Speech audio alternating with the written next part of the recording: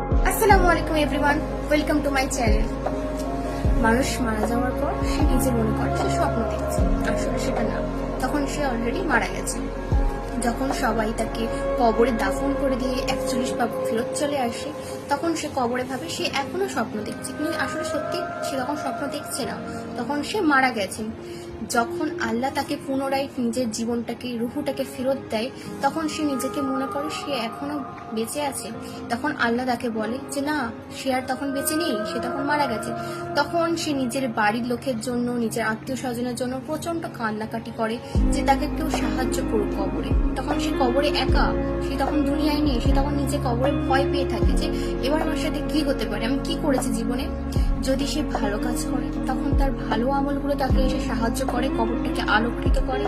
আর যখন সে প্রচন্ড খারাপ কাজ করে থাকে দুনিয়াতে, সে ভালো কিছুই করে থাকে না, তখন তাকে আল্লাহ জাহান্নামে